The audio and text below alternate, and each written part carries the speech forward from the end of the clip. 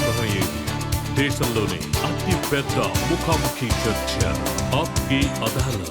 మీ రజత్ శర్మ.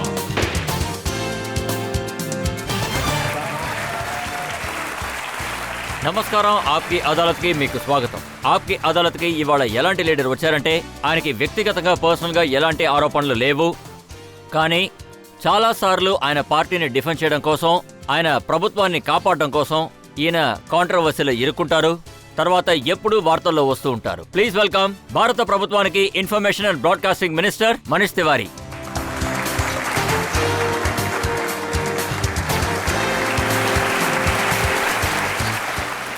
అలాగే ఇవాళ ప్రత్యేకమైన ప్రోగ్రాం కోసం జడ్జ్గా ఇవాళ మేము పిలిచింది జన్ సక్తా గారి ఎడిటర్ ఓం తాన్వి గారిని స్వాగతం పలుకుతున్నాను.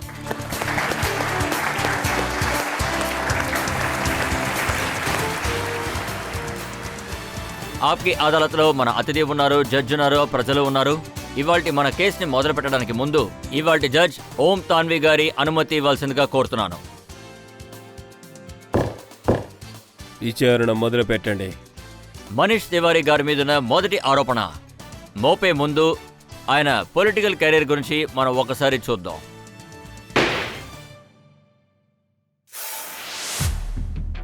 ఇండియాలోని information and broadcasting minister Manish Tiwari గారికి కాంగ్రెస్ తో 20 సంవత్సరాలుగా మంచి స్నేహం ఉంది. కాలేజ్ లో NSUI తో యాక్టివిస్ట్ మనీష్ తివారీ యూత్ కాంగ్రెస్ తో చేతులు కలిపారు. ఆ తర్వాత 1998 లో ఈయన కాంగ్రెస్ కి నేషనల్ ప్రెసిడెంట్ అయ్యారు. ఆ తర్వాత మనీష్ తివారీ గారికి AICC సెక్రటరీ, ఇంకా పార్టీకి స్పోర్ట్స్ పర్సన్ ని చేశారు. మనీష్ తివారీ గారు సంకటం వచ్చిన ప్రతిసారి అది 2G స్కామ్ కానివ్వండి, లేదా కోల్ స్కామ్ కానివ్వండి, రీటైల్లో FDI క్వశ్చన్ కానివ్వండి, లేదా ఫుడ్ సెక్యూరిటీ చట్టమైనా సరే ఆయన పార్టీని ఆయన బాగా కాపాడారు. మనీష్ తివారీ గారు ఆయన శత్రువుల మీద దాడి చేయడంలో చాలా ప్రతిభ కలిగిన వారు. లూధియానాలోని లోక్సభ మెంబర్ మనీష్ తివారీ పంజాబ్ లోని చాలా ఫేమస్ అయిన కుటుంబం నుంచి వచ్చారు. ఈయన నాన్నగారు ప్రొఫెసర్ DN తివారీ తీవ్రవాదుల దాడుల్లో వీరమరణం పొందారు. లాయర్ గా ఉన్న మనీష్ తివారీ ఆప్కి అదాలత్లో ఆయన కేసులో ఆయనే వాదిస్తారు.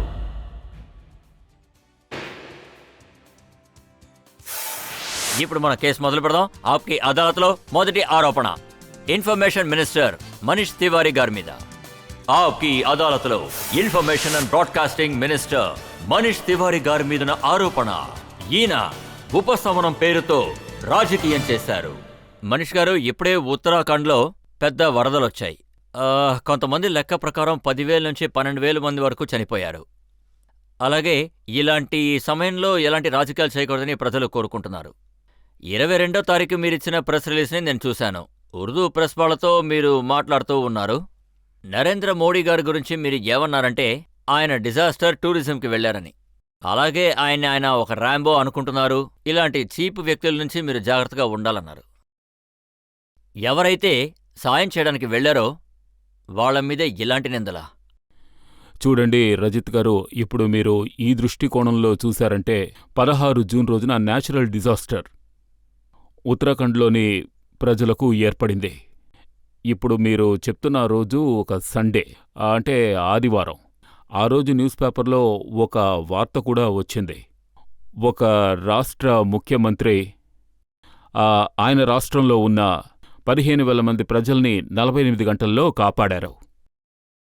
అంతకు ముందు రోజు నేను బ్రేకింగ్ చేసినప్పుడు అక్కడ నివారణ విషయాల గురించి ఏ సంఖ్యనైతే మేము ప్రజలకు తెలియజేశామో దాని ప్రకారం ఇండియా అంతటా ఎన్ని నేషనల్ పవర్ ఆఫ్ ఎలిమెంట్స్ ఉన్నాయో, army, air force, ITBP, NDRF, ఆ తర్వాత రాష్ట్ర ప్రభుత్వం అందరూ కలిసి కేవలం 10,000 మందినే కాపాడగలిగారు.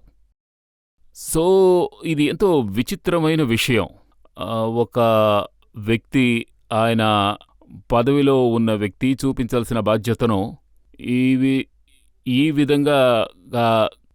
విధంగా క్రెడిట్ తీసుకోవాలని ప్రయత్నిస్తున్నారు. కానీ నేను ఒంటరిగా 15,000 మందిని కాపాడాను అన్నట్టు. ఇందులో ఇంకొక దురదృష్టకరమైన విషయం ఏమిటంటే, ప్రకృతి వైపరీత్యాలు వచ్చినప్పుడు వాళ్ళెవరూ పట్టించుకోరు. గుజరాతీలు ఎవరు, పంజాబీలు ఎవరు, మద్రాసీలు ఎవరు అని, మధ్యప్రదేశ్ నుంచి ఎవరొస్తున్నారు అని. ఒకవేళ మీరు సహాయం చేయడానికి వెళ్ళుంటే మీరు 15,000 మంది ఇండియన్స్ని కాపాడాను అని చెప్పుంటే నేను ఈ విషయాన్ని అంగీకరిస్తాను. సరే చెప్పేశారు. ఒకవేళ మనం అందులోంచి సగం తీసేసినా కూడా మనం దాని గురించి పెద్దగా పట్టించుకోం. కానీ అంటే ఇలాంటి ఆయన విషయాలు పార్టీ నాయకుడు రాజ్నాథ్ సింగ్ నరేంద్ర మోడీ గారిని అడిగారు. దానికి ఆయన ఏమన్నారంటే, అలాంటి స్టేట్మెంట్ నేను ఎప్పుడు ఇవ్వలేదన్నారు. చూడండి, ఒకవేళ ఆయన ఆ విధంగా క్లెయిమ్ చేయలేదంటే న్యూస్ పేపర్లో వచ్చిన విషయాలు, అందులోనూ అవి చాలా పెద్ద న్యూస్ పేపర్లో వార్తల్లో వచ్చాయి. వాటిని భారతీయ జనతా పార్టీ కాదనలేదు, తర్వాత గుజరాత్ ప్రభుత్వం కూడా కాదని చెప్పలేదు. ఒకవేళ వాళ్ళు ఆ విధంగా ఏ క్లెయిము చేయలేదు అని చెప్పుంటే, అలాగే వాళ్ళు 15,000 మందిని కాపాడలేదు అని చెప్పుంటే 90 ఇన్నోవాస్ని యూజ్ చేసి అదే న్యూస్ పేపర్లో 4-5 రోజుల తర్వాత కూడా ఒక న్యూస్ వచ్చింది కదా, 90 ఇన్నోవాస్ 24 గంటలు రన్ అయ్యాయి అని. ఆ తర్వాత ఇన్ని రోజులు తిరిగినందువల్లే ఇంతమందిని కాపాడగలిగారు అని. ఒకవేళ వాళ్ళు ఆ విధంగా ఏమీ చెప్పకుండా ఉండుంటే ఈ అది లెక్కలని మీరు వేశారని విన్నాను. చూడండి, ఈ దేశంలో ఒక మంచి విషయం ఉంది. ఈ దేశంలోని మీడియా ఉందే, వాళ్ళు ఇన్ఫర్మేషన్ బ్రాడ్కాస్ట్ మినిస్టర్ మాటలు కూడా వినరు. గత 60 సంవత్సరాలుగా మనం స్థాపించిన సాంప్రదాయం, అలాంటి వాటిని మనం ఖచ్చితంగా గౌరవించాలి. ఒకవేళ మన దేశంలో సరైన పద్ధతిలో చెప్పుకోదగినటువంటి మీడియా ఉందంటే అది మన ఇండియాలోనే. మీరు ఏమన్నారంటే, బీజేపీ నాయకుడు జనాల నాయకుడికి చాలా చీప్గా పనిచేస్తున్నారు అన్నారు. ఆ ఫొటోస్ నా దగ్గరున్నాయి. ఉపశమనం సాయం కోసం అక్కడికి పంపిన ప్యాకెట్స్, వాటి మీద రాహుల్ గాంధీ ఇంకా సోనియా గాంధీ గారి ఫొటోస్ ఉన్నాయి చూడండి. ఇది రాజకీయం కాదా?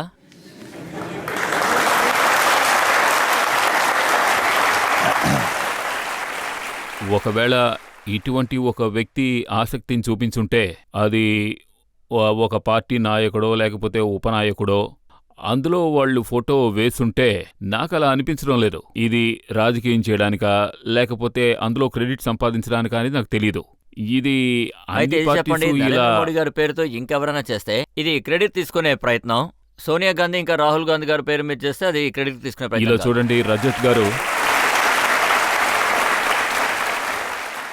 రజత్ గారు, ఇది గుజరాత్ ముఖ్యమంత్రి పేరుతో ఎవరూ ఏ విషయమూ చేయలేదు. ఇది వాళ్లే చేశారు.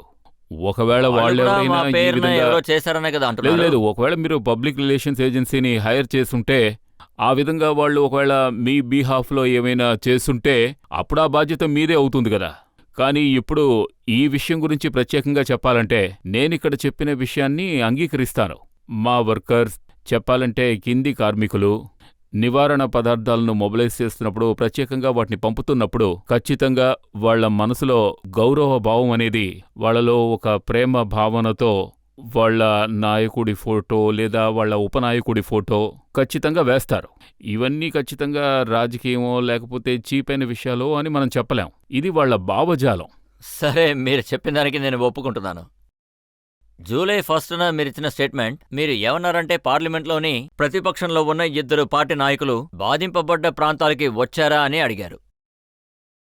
ఇది ఎలా ఉందంటే నరేంద్ర మోడీ గారు వెళ్ళినా కూడా మీరు తప్పు పడుతున్నారు, సుష్మా స్వరాజ్ ఇంకా అరుణ్ జైట్లీ వాళ్ళు వెళ్ళకపోయినా తప్పు పడుతున్నారు.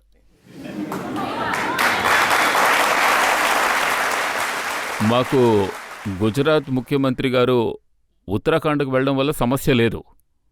కానీ వాళ్ళు ఏ విధంగా క్లెయిమ్ చేశారో అందులోనే సమస్య లేదు, ఉంది. నా దగ్గర సంఘటన జరిగిన చోటుకి వెళ్ళిన లేదు లేదు కాంగ్రెస్ మీరు నాయకులు చెప్పేది ఇచ్చిన కరెక్టే. స్టేట్మెంట్ చాలా కానీ జాగ్రత్తగా ఉంది. ఇలా చూడండి, ఎవరు దీని గురించి నివేదిక ఇచ్చారో వాళ్ళ దగ్గరే మీరు ఈ విషయం గురించి మీ న్యాయస్థానానికి పిలిపించి ఎక్స్ప్లెనేషన్ అడగొచ్చు. ఇప్పుడు నా ప్రశ్న ఏమిటంటే, ఇదే మన మిగిలిన ముఖ్యమంత్రులు కూడా వెళ్లారు. మహారాష్ట్ర ముఖ్యమంత్రి వెళ్లారు, మధ్యప్రదేశ్ ముఖ్యమంత్రి గారు కూడా వెళ్లారు, మిగిలిన రాష్ట్రాల ముఖ్యమంత్రులు కూడా వెళ్లారు. కానీ అందరూ వెళ్లినందుకు మేము ఎలాంటి పేర్లు పెట్టలేదు, వాళ్ల గురించి ఏమీ మాట్లాడలేదు. కానీ ఒక వ్యక్తి తప్పుడు క్లెయిమ్ చేసి ఉంటే దాన్ని మేము ఖచ్చితంగా లేదు, మీరు ఎలా సుష్మా గారు ఇప్పుడు ఇంకా సుష్మా, అరుణ్ వీళ్ల గురించి చెప్పాలంటే డెఫినెట్ గా ఇటువంటి ప్రకృతి వైపరీత్యాలు జరుగుతున్నప్పుడు అక్కడ ఒకవేళ ప్రతిపక్షం నాయకులు నివారణ నిధి ఇవ్వడం కోసం వెళ్లారంటే అది మంచి విషయమే కదా. అవునవును, ఇది మంచి విషయమే కదా. ఈ ఇది సాంప్రదాయం. వంశపారంపర్యం. తర్వాత అంటే మహేష్ గారు, శ్రీమతి నేను- సోనియా గాంధీ గారు ప్రతిపక్షంలో ఉన్నప్పుడు ఎక్కడైనా ప్రకృతి వైపరీత్యాలు జరిగితే, లేదంటే ఎక్కడైనా తీవ్రవాదుల దాడి జరిగినా, ఇటువంటి విపత్తులు, ప్రమాదాలు జరిగితే ఖచ్చితంగా అక్కడికి వెళతారు. అందువల్ల ఎవరెవరు ఈ విధంగా బాధించబడ్డారో వాళ్ళ యొక్క కన్నీటిని తుడవడం కోసం, వీరు తమలోని బాధను తెలియజేయడం కోసం ప్రభుత్వం తరఫున నివారణ నిధికి ఏవైనా లోపాలు ఏర్పడితే వాటిని సరే సరిచేయడం సరే, మీరు ప్రతిపక్షం చెప్పింది బాధ్యత. నేను ఒప్పుకుంటాను. వాళ్ళు వెళ్ళి తీరాలి. కానీ వాళ్ళని ఆపింది ఎవరు? భారత ప్రభుత్వం, home minister. Home minister Shinde గారి స్టేట్మెంట్ నా దగ్గర ఉంది. ఆయన ఏమన్నారంటే, వీఐపీ ప్రజలు ల్యాండ్ అయిన వెంటనే పోలీసులు వీఐపీ ప్రజలకి బందోబస్తు ఇస్తారు. అందుకే నేను రిక్వెస్ట్ చేశాను. నేను కూడా వెళ్ళలేకపోయాను. అలాగే ఎవరు వెళ్ళకూడదన్న దానికి నేను నిరాకరించాను. కాదు రజిత్ గారు, ఇది ఇప్పుడు ఆయన వెళ్ళరు, అలాగే వెళ్లే వాళ్ళని కూడా ఆయన ఆపుతారు.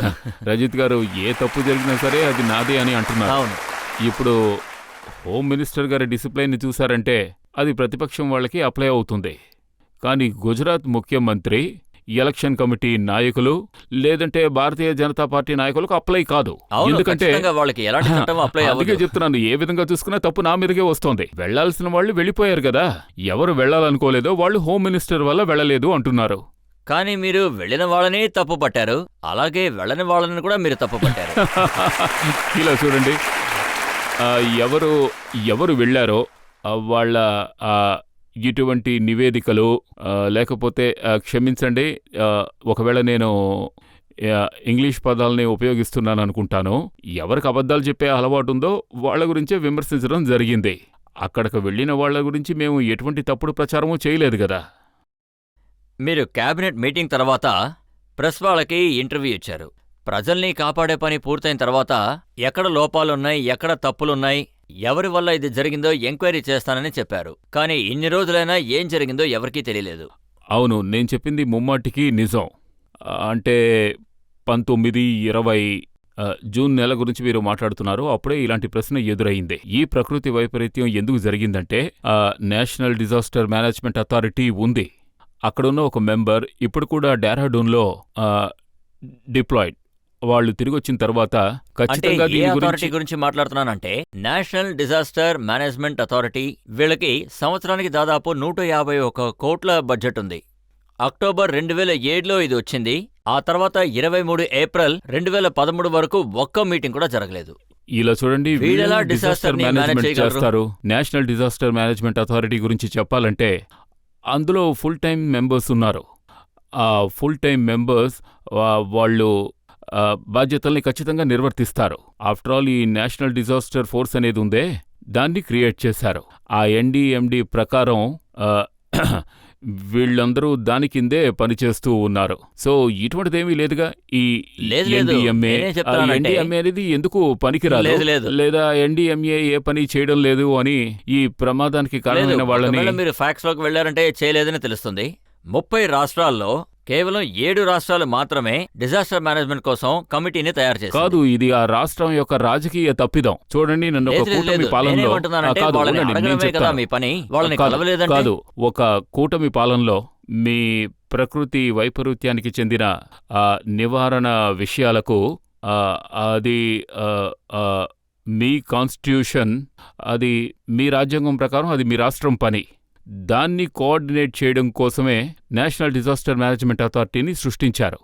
ఒకవేళ రాష్ట్ర ప్రభుత్వం చెప్పిన తర్వాత కూడా, ఉత్తరం రాసిన తర్వాత కూడా, వెళ్ళిన తర్వాత కూడా, నేను నా రాష్ట్రంలో నేషనల్ డిజాస్టర్ మేనేజ్మెంట్ అథారిటీని సృష్టించడం కరెక్ట్ కాదు అనిపిస్తే ఈ ప్రశ్న రాష్ట్ర ప్రభుత్వాన్నే కదా అడగాలి. ఉత్తరాఖండ్ ప్రభుత్వానికి రిపోర్ట్స్ వస్తూ ఉన్నాయి. అంటే వాళ్ళకి వార్నింగ్ ఇచ్చారన్నమాట. అంటే వాళ్ళకి 2 రోజులు ముందే చెప్పారు. వేరే చోట్ల నుంచి వార్నింగ్స్ వచ్చాయి, కానీ ప్రభుత్వం ఏమీ చేయలేదని చెప్పారు. చూడండి, ఇప్పుడు మీరు నన్ను ఏం ప్రశ్న అడిగారో దానికి సమాధానం ఉత్తరాఖండ్ ముఖ్యమంత్రి గారు ఇచ్చారు. అవును, అలాగా? మా దగ్గర ఆ ఇన్ఫర్మేషన్ ఉండేది. అంటే అప్పుడు వాతావరణం అనేది సరిగ్గా లేదు అని. ఇలా చూడండి రజిత్ గారు, ఎప్పుడైనా ఓ మనిషి ప్రత్యేకంగా పర్వతాలపైన వాతావరణం అనేది మారుతూనే ఉంటుంది.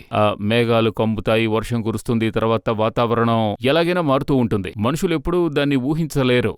క్లౌడ్ బస్ట్ అవుతుంది, ఇలా ప్రకృతి వైపరీత్యం ఏర్పడుతుందని ఊహించలేరు. ఆ విధంగా జరిగి రాష్ట్రం వైపు నుంచి ఏవైనా లోపాలు జరిగితే, లేదంటే అక్కడున్న రాష్ట్ర నిర్వాహకులు సరైన సమయంలో వాళ్ల పనులు చేయలేదంటే, దానికి సంబంధించిన నివేదిక నేను మీకు చెప్పినట్టు రాష్ట్ర తరఫున, కేంద్ర ప్రభుత్వం తరఫున ఖచ్చితంగా జరుగుతుంది. సరే, మీరు మీరు ఈ దీన్ని విషయం కరెక్ట్గా చెప్పగలరా? ఈ తప్పు ఎలా జరిగింది, ఎక్కడ లోపం ఉందో ప్రజలకి తెలుస్తుందంటారా? ఇప్పుడు మీరు చెప్తున్న ఈ విషయాన్ని నేను దృష్టిలో ఉంచుకుని ఆప్కే అదాలత్లో తగిన వాంగ్మూలం ఇవ్వలేను, కానీ నేను ఖచ్చితంగా మీకో మాటిస్తున్నాను. తప్పకుండా ఈ విషయాన్ని నేను ప్రభుత్వం దృష్టికి తీసుకువెళ్తాను. తర్వాత సోమవారంలోగా తప్పకుండా మీకు కూడా చెప్తాను.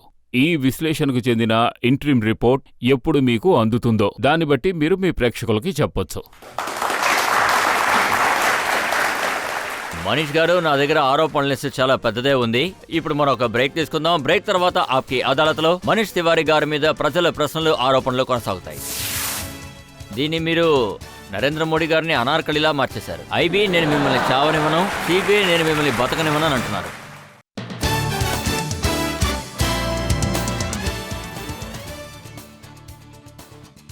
Welcome back. ఆప్కి అదాలత్లో ఇవాల్టి మన అతిథి information and broadcasting minister Manish Tiwari. Aapki అదాలత్లో తర్వాత ఆరోపణ.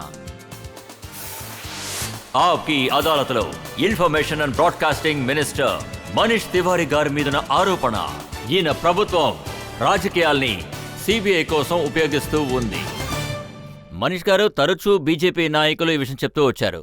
ఈ ప్రభుత్వం సపోర్ట్ పొందడం కోసం, పార్లమెంట్లో మెజారిటీ పొందడం కోసం ప్రభుత్వం నడపడానికి మేము సిబిఐని వాడుకుంటామని చెప్పారు. చూడండి, ఇక్కడ అంటే ఈ అలిగేషన్, ఈ కళంకం, ఇది పూర్తిగా నిరాధారమైనది, హాస్యాస్పదమైంది. ముఖ్యంగా దీనికోసమే నేను ఈ విషయం చెప్తున్నాను.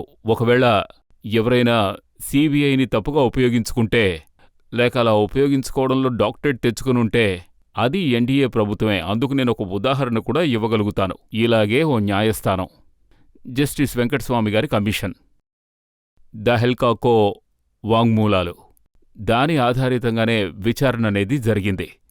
తర్వాత ఎలా ఎన్డీఏ ప్రభుత్వం, డెహల్కా ప్రమోటర్స్, తర్వాత విలేకరి ప్రభుత్వం వాళ్లతో ఏ విధంగా నడుచుకున్నారో అంతకంటే అతిపెద్ద ఉదాహరణ గవర్నమెంట్ మిషనరీస్ని మిస్యూజ్ చేయడం కుదరదు.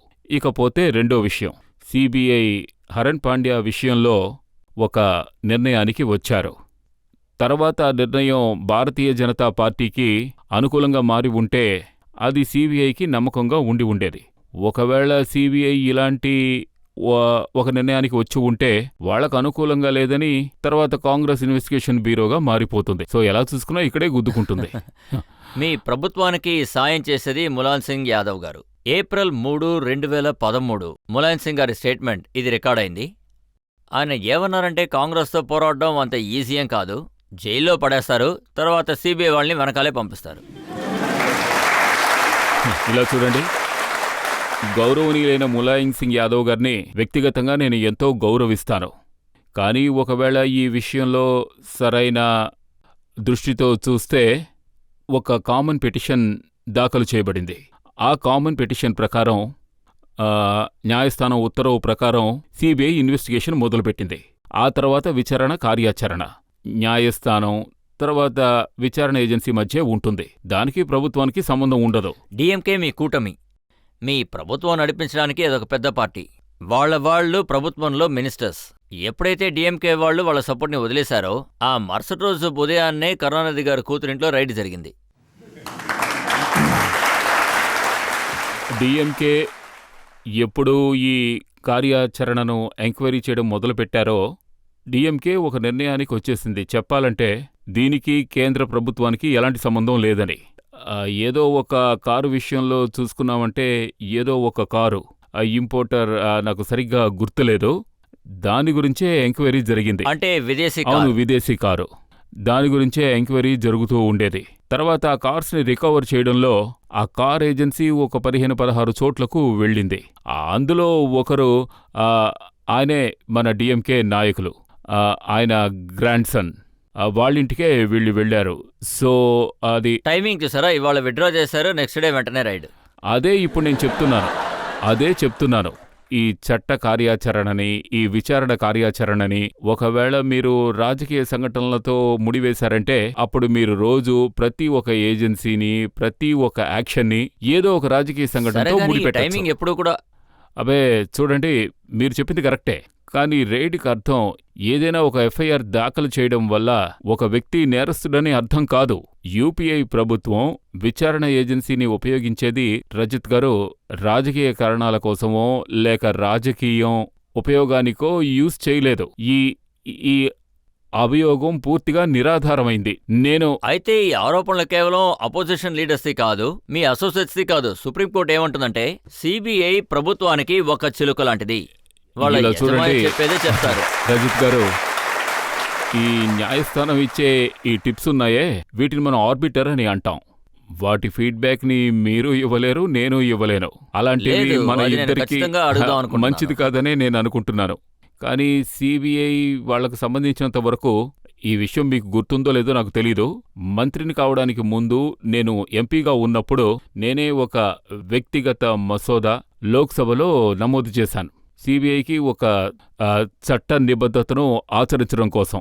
అలాగే నేను ఏమనుకుంటున్నానంటే, ఇప్పుడు సుప్రీం కోర్టు ఇప్పుడు కూడా దీన్ని సిఫార్సు చేసింది. దీనివల్ల సిబిఐ అనేది స్వయంగా దాన్ని సరిచేసుకోవడం కోసం అదెంత యూస్ఫుల్గా ఉంటుంది, పురోగతి కూడా సాధిస్తుంది. అయితే మీరు ఇది అంతేకాకుండా కూడా నిరాకరిస్తున్నారా? ఈ ఇస్రత్ కేసులో మన నరేంద్ర మోడీ గారిని ఇరికించడానికి ప్రభుత్వం సిబిఐ వాళ్ళని వాడుకున్నారని, అందులో కూడా టైమింగ్ చాలా పర్ఫెక్ట్ గా ఉంది. ఒకవైపు క్యాంపెయిన్ కమిటీకి నాయకుడు అవుతున్నారు, మరోవైపు ఈ కేసు స్టార్ట్ అయింది. రజత్ గారు, ఒకవేళ మీరు గుజరాత్లో ఏ సంఘటన జరిగిందో దానివైపు దృష్టి సారిస్తే 2002లో హత్యలు జరిగాయి. ఆ తర్వాత అక్కడ ఎన్నో ఫేక్ ఎన్కౌంటర్స్ కూడా జరిగాయి.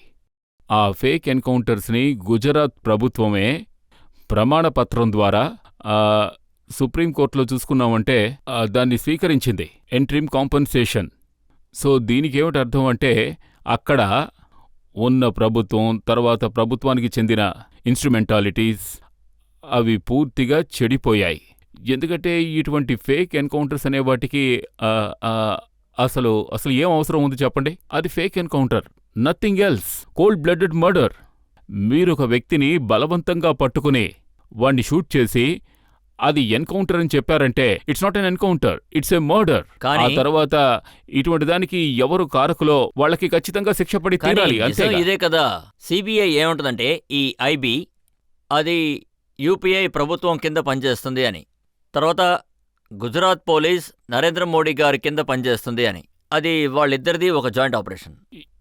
చూడండి, గుజరాత్ మీద మాత్రం వస్తుందా లేదా సెంట్రల్ గవర్నమెంట్ కూడా సంబంధం అది ఐబీకి సంబంధించి లేదా ఐబీఏ ఆఫీసర్స్ ఇందులో ఒక విధంగా ఇన్వాల్వ్ అయ్యారు. అందువల్ల వాళ్ళ మీద కూడా చర్యలు తీసుకోవాలి. ఐబీ చీఫ్ ఉన్నారు కదా, ఆసిఫ్ ఇబ్రాహిం గారు, ఆయన హోమ్ మినిస్టర్ గారికి లెటర్ రాశారు. అది లెటర్ కాదు, కంప్లైంట్. ఆయన ఏమన్నారంటే, సిబిఐ ఈ విషయంలో ఎలా ఇన్వెస్టిగేట్ చేస్తుందంటే దీని నష్టం దేశంలో ఉన్న ఇంటర్నల్ సెక్యూరిటీకి జరుగుతుంది. నేను ఆ ఉద్దేశంతో చెప్పలేదు. మన intelligence services, crime branch agencies వాళ్ళు తప్పులు చేస్తున్నారని చెప్పడం లేదు. ఆ మాట నేను ఖచ్చితంగా చెప్పలేదు. కాబట్టి ప్రజలు IB operation it was based on a tapped conversation between terror operatives and their handlers in Pakistan. ఈ తీవ్రవాదులు కంటిన్యూస్ గా పాకిస్తానీస్తో మాట్లాడుతూ ఉన్నారు. వాళ్ళు ప్రూవెన్ టెర్రరిస్టులు, వాళ్ళకి లష్కర్ తయిబాతో సంబంధం ఉంది. వాళ్ళ గురించే ఈ ఆపరేషన్ అంతా. సరే, మీరు చెప్పినవన్నీ నేను అంగీకరిస్తాను. అంటే వాళ్ళు ఖచ్చితంగా లష్కరే తోయిబాకి సంబంధించిన వాళ్లే. ఈ విషయంలో నాకు ఎటువంటి సందేహమూ లేదు. అలాగే ఇంకొక విషయం చెప్పాలంటే, వాళ్ళ స్నేహితులు అలాగే కుటుంబ సభ్యులు ఎవరూ దీనికి ఒప్పుకోరు. కానీ ఫేక్ ఆర్గ్యుమెంట్ కోసం ఈ విషయాన్ని నేను ఒప్పుకుంటున్నాను. నేను దాన్ని యాక్సెప్ట్ చేస్తున్నాను. కానీ అవును, ఎల్ఈటి ఆపరేటర్స్ అయినా కూడా మన రాజ్యాంగం అనేది, మన మానవత్వం అనేది దీన్ని అనుమతిస్తుందా? మీరు ఒక మనిషిని ఒక చోట నుంచోబెట్టి వాడి నేరం నిరూపణ కాకుండా వాడిని షూట్ చేయడం అనేది తప్పకుండా ఏ చట్టం దీన్ని అనుమతించడం జరిగింది? చూడండి, విషయం ఏమిటంటే, ఒకవేళ మీ దగ్గర వాళ్లకు వ్యతిరేకంగా ఏదైనా ఆధారం ఉంటే వాళ్ళని పట్టుకోండి, ఇంటరోగేట్ చేయండి, న్యాయస్థానానికి తీసుకొచ్చి నుంచోబెట్టండి. ఆ విధంగానే కసాఫ్ ఎలాంటి ప్రమాదం లేదు. అది ప్రమాదం లేకుండా ఎలా ఉంటుంది? ఈ కేసులో రాజకీయాల్ని వాడటానికి ప్రయత్నించారు. కేవలం కొన్ని టెలిఫోన్ కాల్స్ బేసిస్ లో ఈయన ముఖ్యమంత్రి, తర్వాత ఆ టైంలో ఉన్న హోమ్ మినిస్టర్ మీద వేలెత్తి చూపిస్తున్నారు. నాకు విషయం చెప్పండి, ఇది వ్యక్తిగత విషయం కాదు.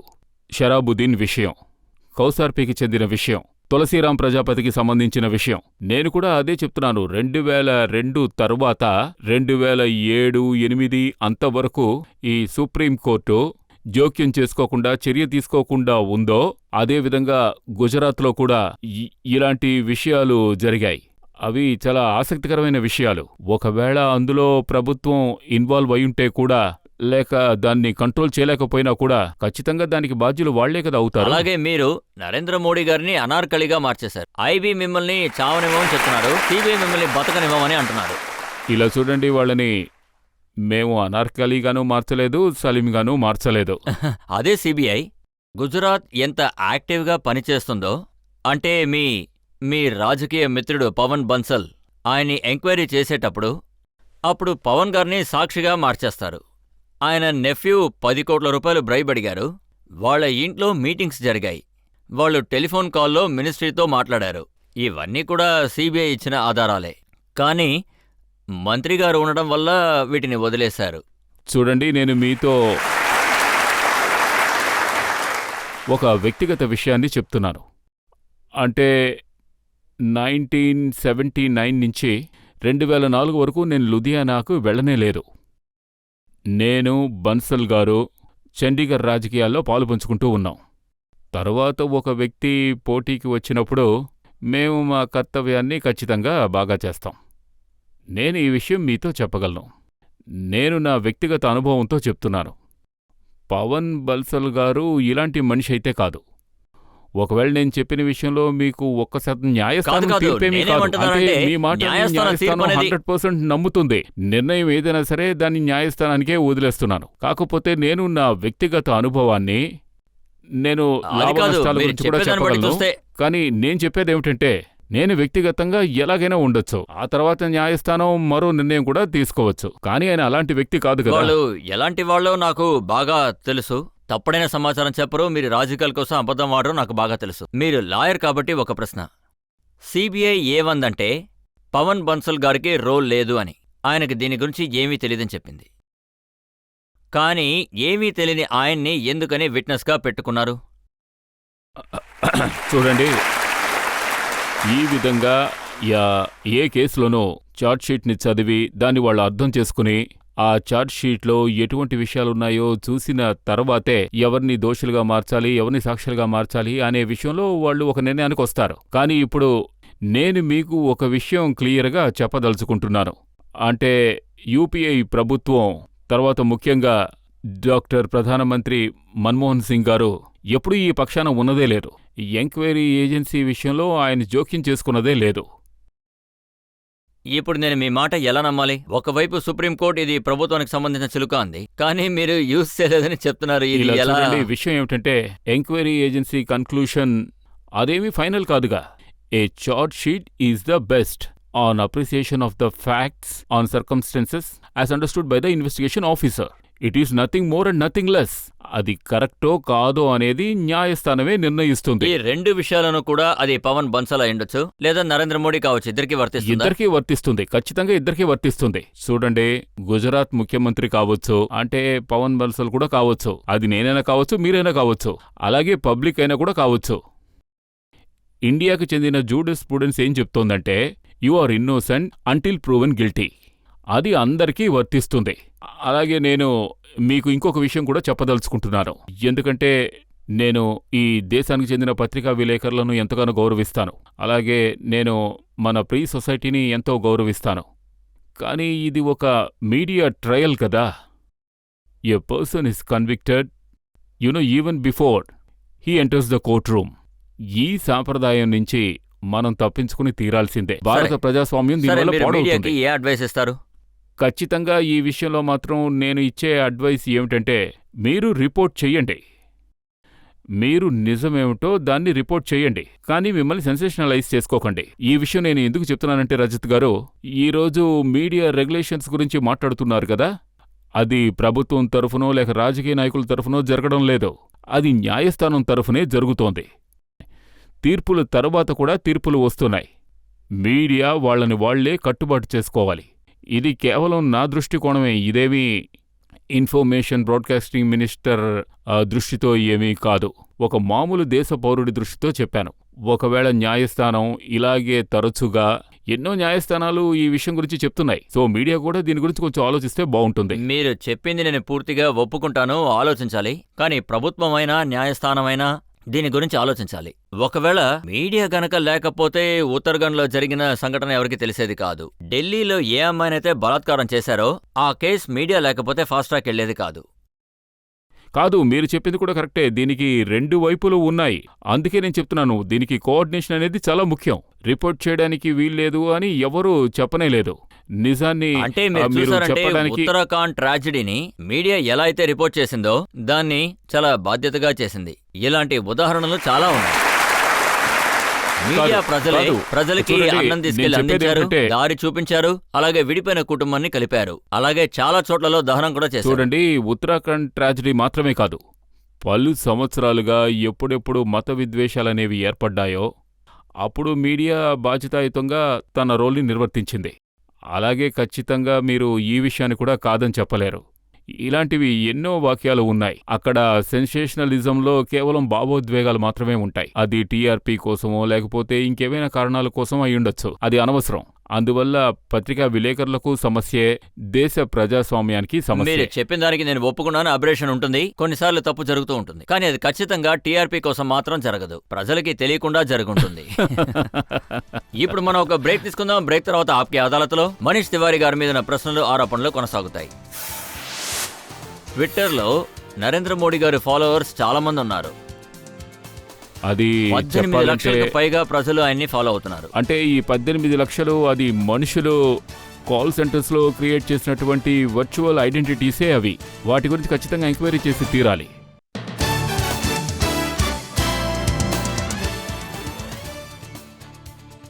ఆప్కి అదాలత్లో ఇవాళ మన కేసు నడుపుతున్నది, ప్రశ్నలు అడుగుతున్నది, ఆరోపణలు వేస్తున్నది మనీష్ తివారీ గారిని. ఆప్కి అదాలత్లో తర్వాత ఆరోపణ. ఆప్కి అదాలత్లో information and broadcasting minister Manish Tiwari గారి మీద ఆరోపణ. ఈయన పార్టీ నరేంద్ర మోడీ గారికి భయపడుతుంది.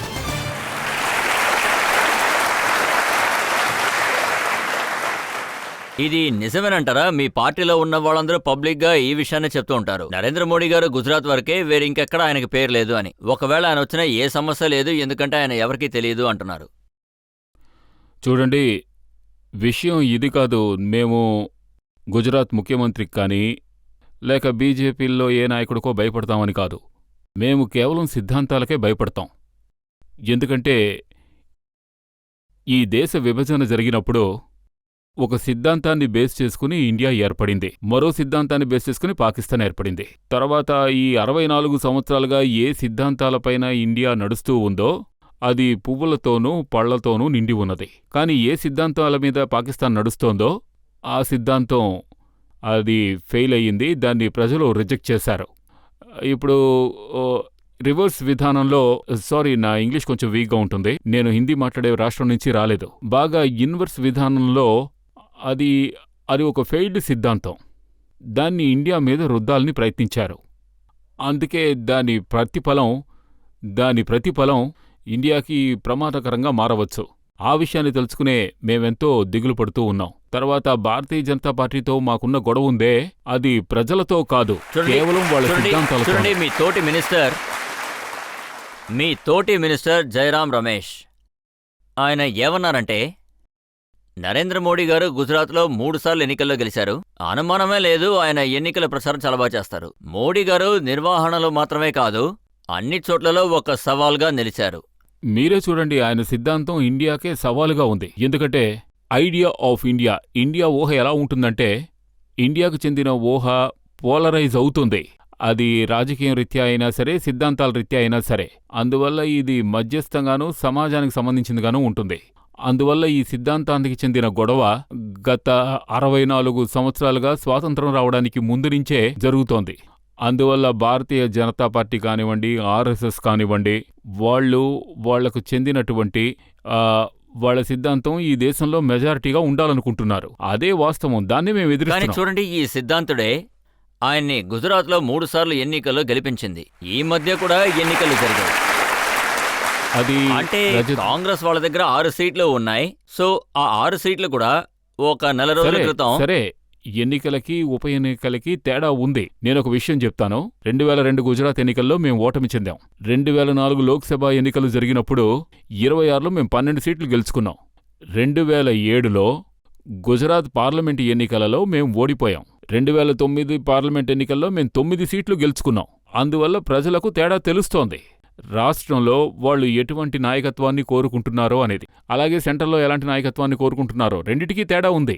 అంతేకాకుండా ఈ విషయంలో ఎవరి సిద్ధాంతాన్ని వాళ్ళు కోరుకుంటున్నారో, ఎవరెవరు బీజేపీ, భారతీయ జనతా పార్టీ సిద్ధాంతాన్ని కోరుకుంటున్నారో వాళ్ళు పలు రాష్ట్రాల్లో ఉన్నారు. అది వాళ్లకు లాభదాయకంగా ఉంది. పలు రాష్ట్రాల్లో ఇప్పటికీ ప్రజలు ఇంకా మూలాధారమైన దృష్టితోనే కలిసి ఉంటున్నారు. చెప్పాలంటే idea of India, pluralist idea of India, అక్కడ వాళ్ళు వ్యవసాయం చేయలేకపోతున్నారు. చూడండి, సోషల్ మీడియా గురించి చెప్పాలంటే ఈ దేశంలో 65% యూత్ ఉన్నారు. చాలా మంది కోట్ల ప్రజలు సోషల్ మీడియాలో ఏకమయ్యారు.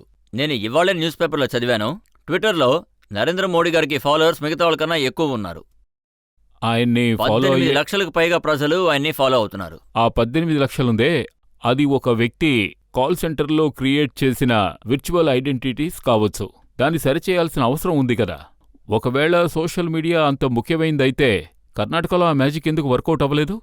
అందుకే చెప్తున్నాను, ఇది ప్రచారానికి ఉపయోగపడే ఒక సాధనం. నేనేం విన్నానంటే మీరు మీ పార్టీ కోసం సోషల్ మీడియాని ఇన్ఫ్లుయెన్స్ చేయడానికి పెద్ద పథకమే వేశారు. ఏజెన్సీస్ దీనికోసం మీకు ప్రెజెంటేషన్ చేస్తున్నారట. మీరు చెప్పేది ముమ్మాటికి నిజం, దాన్ని నేను కాదనే అన్నా. కేవలం పార్టీ కోసమే కాదు, ప్రభుత్వం కోసం కూడా మేము ఈ పని చేస్తున్నాం. కాకపోతే నేనేమనుకుంటున్నానంటే రాబోయే శతాబ్దాల్లో ప్రింటు, బ్రాడ్కాస్టింగ్, ఇప్పుడున్న ట్రెడిషనల్ మీడియాతో కలుపుకుని న్యూ మీడియా కూడా ఓ పెద్ద రోల్ ఉంటుంది. మీరు ఇన్వెస్టిగేట్ చేశారా లేదా ఇది తెలుసుకోవడానికి ప్రయత్నించారా? ఎలా నరేంద్ర మోడీ గారు సోషల్ మీడియాలో ఇలాంటి ఒక ఇంపాక్ట్ ని క్రియేట్ చేశారని? మీరు నాకు ఒక అవకాశం ఇచ్చారంటే దాన్ని మీకు నేను చూపిస్తాను. అది అప్పుడు విజువల్ ఎవిడెన్స్ నేను మీకు చూపిస్తాను. ఆ కాల్ సెంటర్స్, తర్వాత ఆ బేస్మెంట్ ఫెసిలిటీస్ అన్నిటినీ ఎలా క్రియేట్ చేశారో అవన్నీ కామన్ వే కదా. ఇప్పుడు ఇక్కడ ప్రజలు కూర్చున్నారు, వాళ్ళు ఏం ప్రశ్నలు అడుగుతారో మనం చూద్దాం. మీరు అడగండి. నేను కాంగ్రెస్ వర్కర్ని, అది సీనియర్ వర్కర్ని. ఇంకా మీ మంత్రి లవ్లీ గారికి, ఇంకా దీక్షితుల గారికి బాగా తెలుసు. నేను మిమ్మల్ని ఏం అడగాలనుకుంటున్నానంటే, ఎలక్షన్ దగ్గరకొస్తుంది. దగ్గరకొస్తున్నప్పుడు మీరిచ్చిన టికెట్లు చూశారంటే ఏ బేస్లో ఇస్తారు? డబ్బుని చూసిస్తారా, లేక వర్కర్ జమీందార్ అయితే ఇస్తారా, లేక రౌడీజం చేసే వాళ్ళకి ఇస్తారా? ఈ ప్రశ్నకు సమాధానం చెప్పండి. నాకు మీలో ఉన్న ఈ దుఃఖము, వేదన బాగా అర్థమవుతోంది. ఎందుకంటే ఆ బాధని నేను పూర్తిగా అర్థం చేసుకోగలను. కానీ ఒకవేళ మేము టికెట్ని డబ్బున్న వాళ్ళకి ఇచ్చామంటే, మేము టికెట్స్ని గుండాయిజం చేసే వాళ్ళకి ఇచ్చామంటే నేనిక్కడ కూర్చోలేను.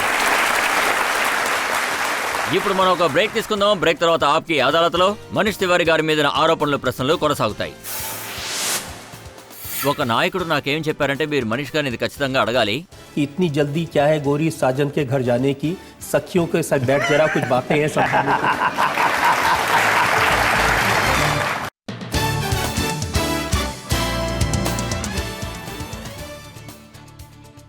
Welcome back. ఆప్కి అదాలత్లో ఇవాళ కేసు నడుపుతున్నది, ప్రశ్నలు అడుగుతున్నది మనీష్ తివారీ గారిని. ఆప్కి అదాలత్లో తర్వాత ఆరోపణ. ఆప్కి అదాలత్లో information and broadcasting minister Manish Tiwari గారి మీద ఆరోపణ. ఈయన ప్రభుత్వం ఓట్ల కోసం చాలా త్వరగా నిర్ణయాలు తీసుకుంటున్నారు. ఈ ఫుడ్ సెక్యూరిటీ బిల్ వచ్చిన దగ్గర నుంచి ఆర్డినెన్స్ తరపున అప్పటి నుంచి ఎన్నికలు చాలా త్వరగా జరుగుతున్నట్టు అనిపించింది. ఎన్నికల గురించి చెప్పాలంటే ఎన్నికలు 2014లోనే జరుగుతాయి. మీకు ఓటు వేసే పార్టీస్, మీకు సపోర్ట్ చేసే ములాయం సింగ్ లాంటి ప్రజలు, వాళ్ళకు కూడా ఇది ప్రాబ్లంగానే ఉంది.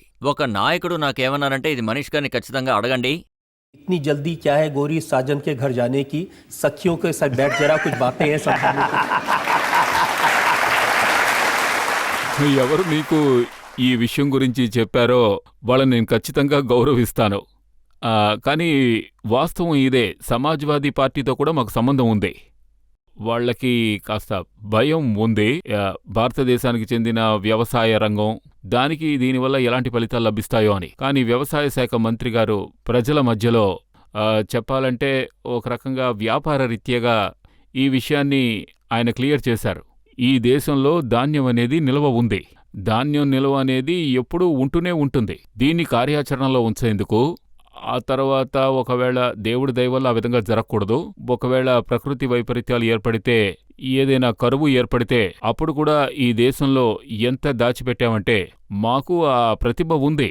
మేము ప్రజలకిచ్చిన వాగ్దానాల్ని ఎట్టి పరిస్థితుల్లోనూ కాపాడుకుంటాం. అదే రెండు నిజం. పెద్ద దుర్ఘటనలున్నాయి. కొంతమంది ఏమన్నారంటే మన దేశంలో ఎందుకని ఇలాంటి చట్టం అవసరం లేదంటే ఆకలితో చనిపోయే వాళ్ళ సంఖ్య 4%, కానీ 40% జనాలు మంచి ఆహారం దొరక్క చనిపోతున్నారు. వాళ్ళు మాల్ న్యూట్రిషన్ వల్ల చనిపోతున్నారు. ఇప్పుడు వాళ్ళకి స్వచ్ఛమైన బియ్యం ఇవ్వడానికి బదులు మాల్ న్యూట్రిషన్ ని సరిచేయాలి.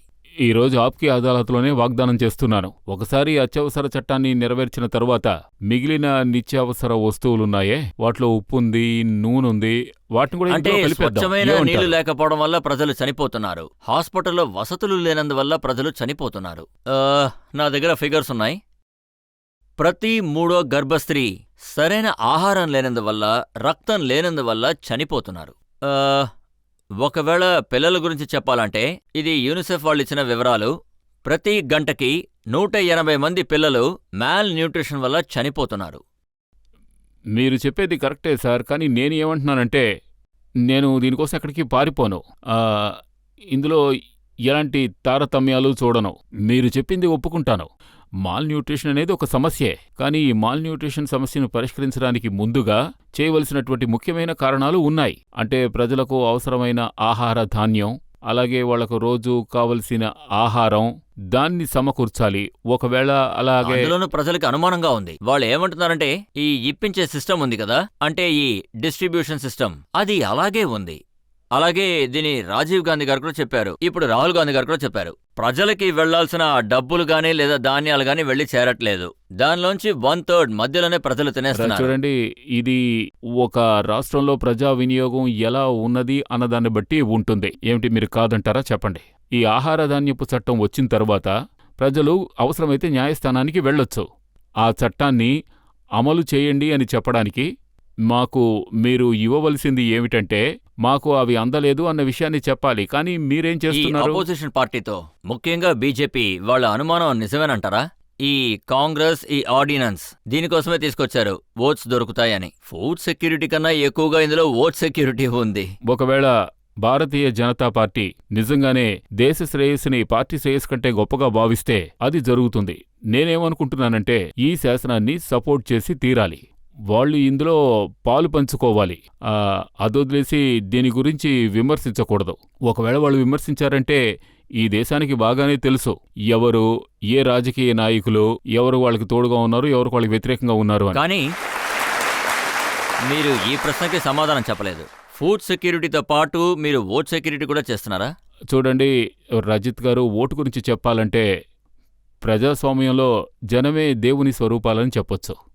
తర్వాత 2014 వచ్చినప్పుడు ప్రజా నిర్ణయం ఏదైనా మేము దాన్ని అంగీకరిస్తాం. ఒకవేళ ప్రభుత్వాన్ని ఏర్పాటు చేయడానికి మాకు ఇంకొక అవకాశం వస్తే ప్రభుత్వాన్ని ఏర్పాటు చేస్తాం. ఇచ్చిన వాగ్దానాలు నెరవేర్చుకుంటాం. ఇంకెవరికైనా అవకాశం ఇస్తే వాళ్ళ నిర్ణయాల్ని మేము సపోర్ట్ చేస్తాం. ఇది ప్రజాస్వామ్య చక్రం ఎప్పుడూ తిరుగుతూనే ఉంటుంది. నేను మిమ్మల్ని ఒక ప్రశ్న అడగాలనుకుంటున్నాను. నేను ఉత్తరాఖండ్ నుంచి వచ్చాను. నాకు పేదవాళ్ల యథార్థం గురించి బాగా తెలుసు. అందువల్ల మన్రేగా గురించి మాట్లాడాలి అంటే అక్కడ ఎంత మొత్తం వచ్చినా అది అకౌంట్స్లో అందులో ఎంతమంది ప్రజలు కలుసున్నారో, ఎవరి పేర్లున్నాయో అందులో సగం మంది ఎప్పుడో చనిపోయారని మాకు కొంతకాలం తర్వాతే తెలిసింది. కాని వారి పేరు మీద మన్రేగా స్కీమ్ ఉంది, అలాగే అమౌంట్ కూడా వారి అకౌంట్కి వెళ్తోంది.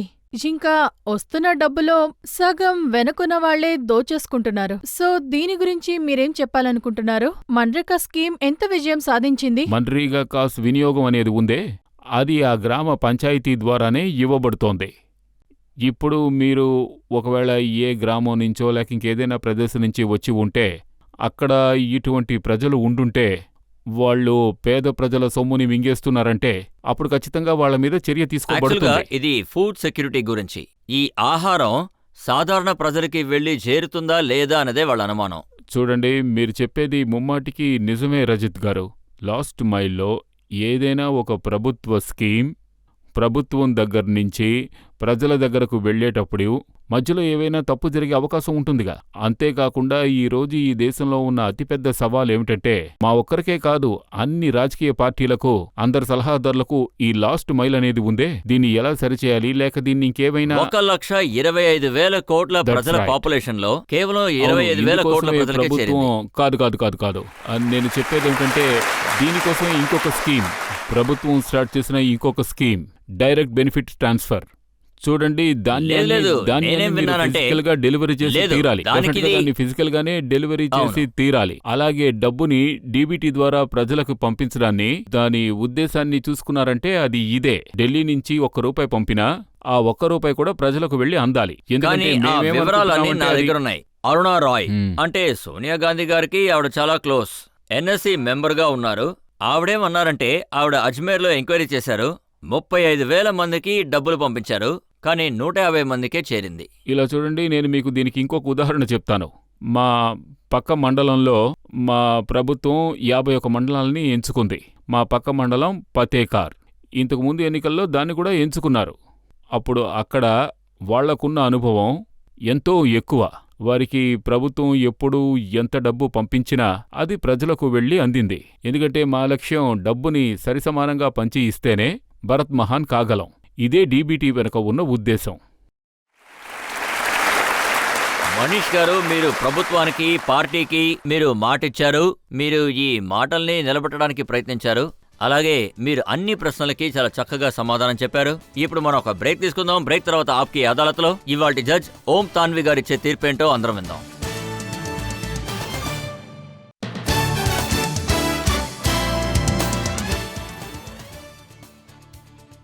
Welcome back. ఆప్కి అదాలత్లో ఇవాళ మనం కేసు వేసింది information and broadcasting minister Manish Tiwari గారి మీద. మనం ఆయన్ని కాంగ్రెస్ పార్టీ గురించి, గవర్నమెంట్ స్కీమ్స్ గురించి చాలా అడిగి తెలుసుకున్నాం. అలాగే ఆయన్ని ఉత్తరాఖండ్ ట్రాజడీ, అలాగే దాని మిస్సెస్ గురించి కూడా అడిగాం. ఇప్పుడు మనం ఆప్కి అదాలత్లో ఇవాల్టి జడ్జ్, జనసత్తా ఎడిటర్ అయిన ఓం తాన్వి గారి తీర్పేంటో విందాం. నాకిక్కడ ఆప్కి అదాలత్కు వచ్చే అవకాశం చాలానే వచ్చాయి, కానీ మొదటిసారిగా ఈరోజే నేను ఆ ప్రశ్న విన్నాను. కానీ ప్రజల తరపు లాయర్ ఏమంటున్నారంటే నేరస్తులు ఎదురుగానే ఉన్నారు, వాళ్ల మీద ఇలాంటి నేరారోపణలు మోపలేదు అని అంటున్నారు. నేను దీనికోసం మనీష్ తివారీ గారికి శుభాకాంక్షలు తెలుపుతున్నా. ఈ సమయంలో ఆయన కరెక్ట్గానే మాట్లాడారు, ఆయన నిజమే మాట్లాడారు. నేరం మోపుతుంది ప్రభుత్వం మీద, వాళ్ళని కాపాడాల్సింది ఇతనే. ఆయన కూడా అదే చేశారు. తర్వాత నాకేమనిపిస్తుందంటే ఆయన చక్కగా సమాధానాలు చెప్పారు, ఇంకా చక్కగా తెలుగులో మాట్లాడారు. నేను పంజాబ్ నుంచి వచ్చాను, నాకు పూర్తిగా తెలుగు తెలియదని నాకు తెలిసి తెలుగు బాగానే మాట్లాడారు. తర్వాత ఒక్క విషయం, అది న్యాయస్థానానికి లోటుగానే అనిపించింది. మనీష్ తివారీ గారు నవ్వటమే చాలా అరుదు. ఆయన నవ్వేటప్పుడు కొంచెం సిగ్గుపడుతూనే నవ్వుతారు. న్యాయస్థానం అడ్వైజ్ అయితే ఇదే, ఆయన నవ్వాలి, అపోనెంట్ పార్టీని చూసి నవ్వాలి, అప్పుడప్పుడు వాళ్ళ పార్టీని చూసి నవ్వాలి.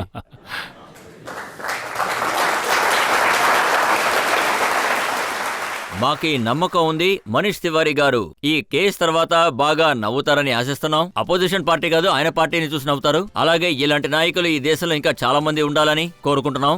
అలాగే ఈయన ఏదైతే చెప్పారో అందులో ఎంత దూరం నిజం ఉందని ప్రజలను మీరే నిర్ణయించాలి. నేను మిమ్మల్ని తర్వాత ఎపిసోడ్లో మళ్ళీ కలుస్తాను ఇంకొక కొత్త అతిథితో. అప్పటి వరకు సెలవు.